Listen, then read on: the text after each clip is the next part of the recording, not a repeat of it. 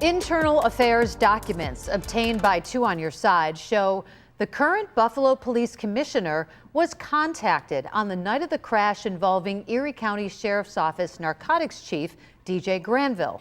For the first time, we're learning who knew what and when the night of that crash. And according to the documents, Granville's sister-in-law, Lieutenant Lucia Esquilin, called Craig Macy shortly after she arrived on the scene. Now, he then was the chief of detectives at that time. Two on Your Side's Nate Benson spoke exclusively to the Buffalo Police Commissioner about the new revelations. Nate? Scott and Mary Alice, I sat down with Acting Commissioner Macy earlier today where he explained that Lieutenant Esquilin was simply asking for advice about what to do, but at the time, Macy was not her supervisor.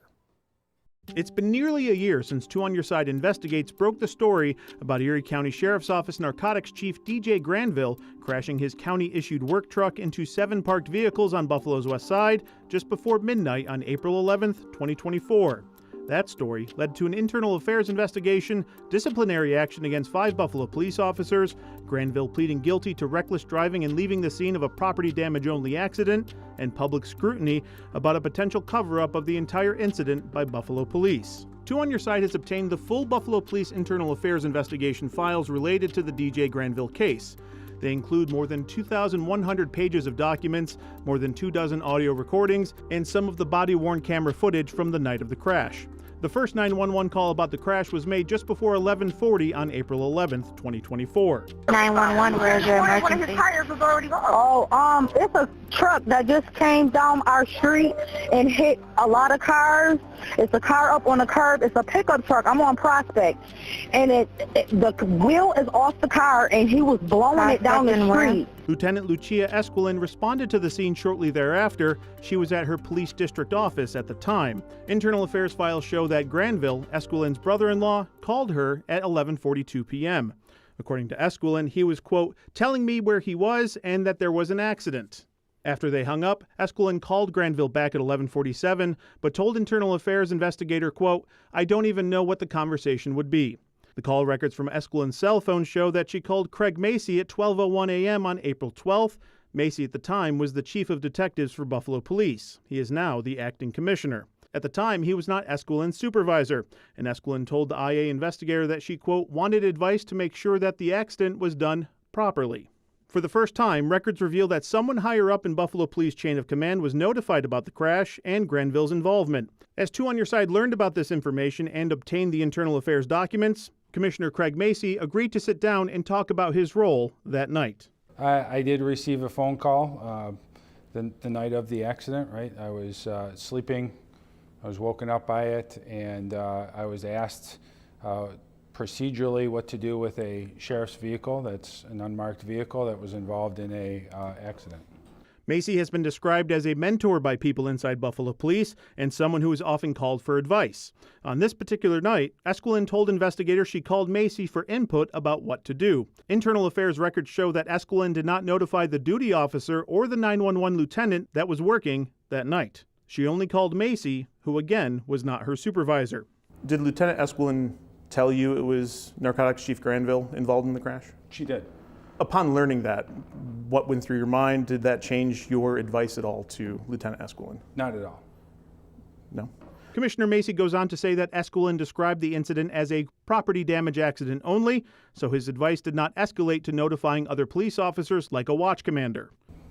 With the information that was presented to me, right, is the advice that I gave, and the directive was to just issue the appropriate citations, issue the tickets, and move on.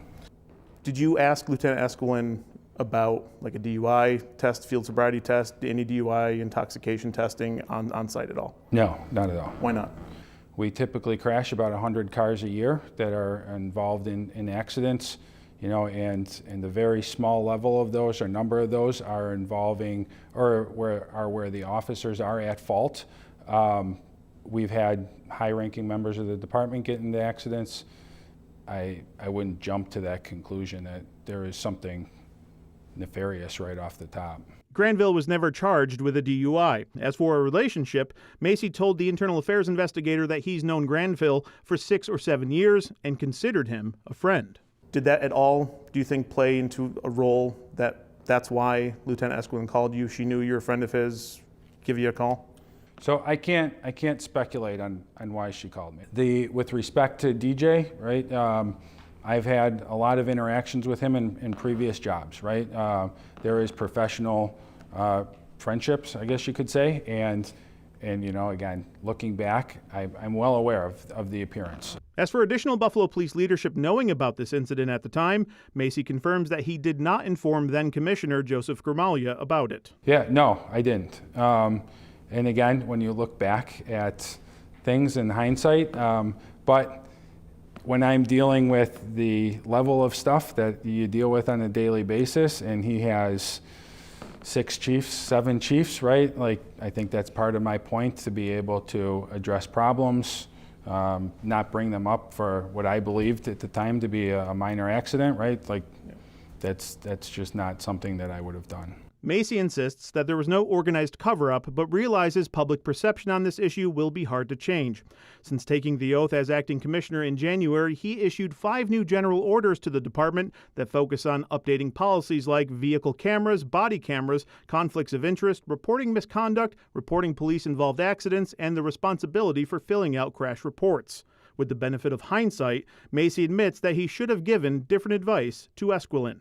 With all the information that I have now, I absolutely would have done that, right? I would have said, hey, have the watch commander come over, and if for nothing else, it does give her a cover, because the watch commander's there and it's another person, right? And I don't mean cover for wrongdoing, I mean cover for, hey, I notified the next person in my chain of command. The internal affairs files are expected to be released by the Ryan administration on Thursday. On your side, Nate Benson, Channel 2 News.